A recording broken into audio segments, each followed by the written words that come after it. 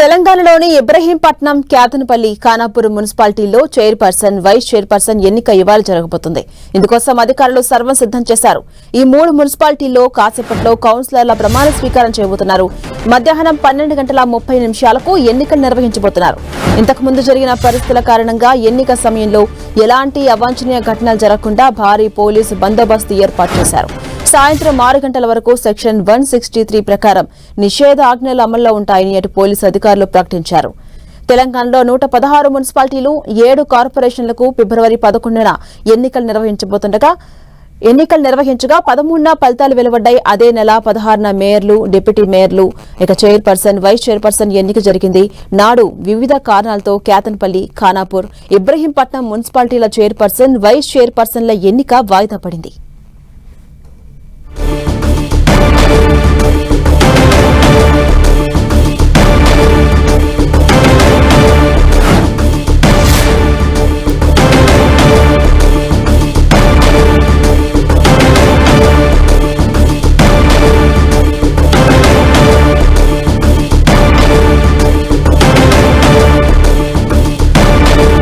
ప్రస్తుతం ఈ 3 మున్సిపాలిటీలో సెక్షన్ 163 ప్రకారం నిషేధాజ్ఞలు అయితే అమల్లో ఉంటున్నాయి. సాయంత్రం 6 గంటల వరకు కూడా పోలింగ్ ఉంటుంది. అనంతరం పరిస్థితులు కొంత సద్దుమణిగే అవకాశం కనిపిస్తోంది. ఇవాళ తెలంగాణలోని ఇబ్రహీంపట్నం, క్యాతనపల్లి, ఖానాపూర్ మున్సిపాలిటీలో చైర్పర్సన్, వైస్ చైర్పర్సన్ ఎన్నికైతే జరగబోతోంది. ఇందుకోసం ఇప్పటికే అధికారులు అన్ని విధాల ఏర్పాట్లు సిద్దం చేశారు. ఈ 3 మున్సిపాలిటీలో మరి కాసేపట్లో అటు కౌన్సిలర్లు కూడా ప్రమాణ స్వీకారం చేయబోతున్నారు. మధ్యాహ్నం 12:30 ఎన్నికలైతే నిర్వహించబోతున్నారు. ఇక అంతకుముందు జరిగిన పరిస్థితులు మనందరికీ తెలుసు. అనేక కారణాల వల్ల ఈ ఎన్నిక సమయంలో కొంత వాయిదా పడుతూ వచ్చింది. అయితే ఈసారి ఎలాంటి ఇబ్బందులు లేకుండా, ఘటనలు ఎలాంటి పునరావృతం కాకుండా భారీ పోలీసు బందోబస్తును ఏర్పాటు చేశారు. ఇక అప్డేట్స్ మా ప్రతినిధి తిరుపతి చారి అందిస్తారు. చారి, 3 మున్సిపాలిటీలో ఇవాళ చైర్మన్లు, వైస్ చైర్మన్ల ఎన్నిక జరగబోతోంది. మరి కాసేపట్లో ప్రమాణ స్వీకారం కూడా చేయబోతున్నారు కదా కౌన్సిలర్లు. అప్డేట్స్ ఏంటి? ఈరోజు మధ్యాహ్నం 12:30 గంటలకు రాష్ట్రంలోని 3 మున్సిపాలిటీలకు చైర్మన్, వైస్ చైర్మన్ల ఎన్నిక, అదేవిధంగా సభ్యుల ప్రమాణ స్వీకారం కార్యక్రమం ఉండబోతుంది. అయితే ప్రధానంగా ఖానాపూర్, అదేవిధంగా క్యాతన్పల్లి, మరొక వైపు ఇబ్రహీంపట్నం 3 మున్సిపాలిటీలకు సంబంధించిన చైర్మన్, వైస్ చైర్మన్ల ఎన్నిక ఉంటుంది. అయితే ఈ మున్సిపాలిటీలకు సంబంధించి ఇప్పటికే రాష్ట్ర ఎన్నికల సంఘం వీటికి గ్రీన్ సిగ్నల్ ఇచ్చింది. చైర్మన్, వైస్ చైర్మన్ల ఎన్నికను చేపట్టాలంటూ సంబంధిత అధికారుల జిల్లా అధికారులకు ఆదేశాలు ఇచ్చింది. ఈ మేరకు ఆయా జిల్లా అధికారులు మొత్తానికి ఆయా మున్సిపాలిటీలో ఏర్పాట్లు చేస్తున్నారు.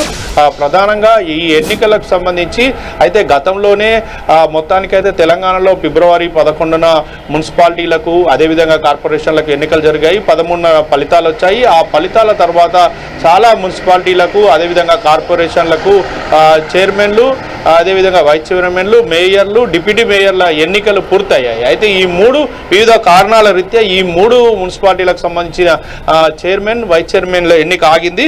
అయితే దీనికి సంబంధించి ప్రధానంగా క్యాతనపల్లిలో బీఆర్ఎస్కు మెజారిటీ ఉంది. మొత్తం క్యాతనపల్లిలో 22 వార్డులకు గాను బీఆర్ఎస్ 10 వార్డులను గెలుచుకుంది. Congress 7, CPI 4, independent 1.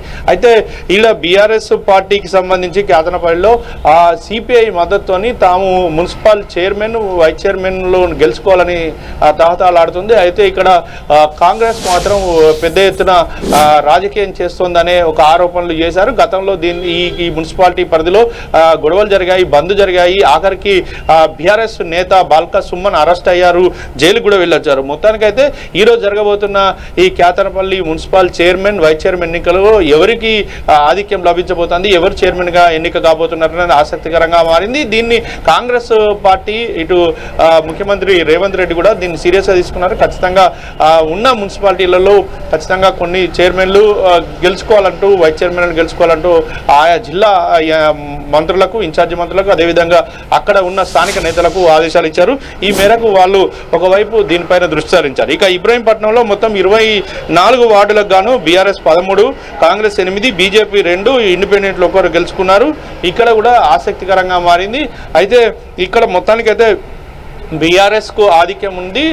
ఈడ బీఆర్ఎస్ పార్టీ కూడా తమను గెలుచుకునేందుకు ఒకవైపు ప్రయత్నాలు చేస్తోంది. ఇక కాంగ్రెస్ ఎలాంటి వ్యూహాలు రచిస్తుంది, ఏం చేస్తుంది అనేది ఆసక్తికరంగా మారింది. ఇక ఖానాపూర్లో 12 వార్డులకు గాను ఎవరికి కూడా పూర్తి మెజార్టీ రాలేదు. ఇక్కడ మొత్తానికి బీఆర్ఎస్కు 4, కాంగ్రెస్కు 4, బీజేపీకి 4 వార్డులు వచ్చాయి. అయితే బీఆర్ఎస్కు సంబంధించిన ఒక వార్డు మెంబర్ను మాత్రము ఇటు కిడ్నాప్ చేశారు అని చెప్పేసి కూడా బీఆర్ఎస్ పార్టీ ఫిర్యాదులు చేసింది పోలీసులకు. దీంతో ఇక్కడ ఆసక్తికరంగా మారింది. మొత్తానికి ఇక్కడ 12 వార్డులకు కానీ 7 వార్డులకు మ్యాజిక్ ఫిగర్ 7 సభ్యులతో మాత్రమే ఇక్కడ గెలుచుకోగలుగుతారు. అయితే ఇటు ఎక్స్ అఫీషియో సభ్యులు ఉన్నందున అటు కాంగ్రెస్ పార్టీ ఖచ్చితంగా కొన్ని స్థానాలు గెలుచుకుంటుందని చెప్పేసి కాంగ్రెస్ ఆశాభావం వ్యక్తం చేస్తుంది.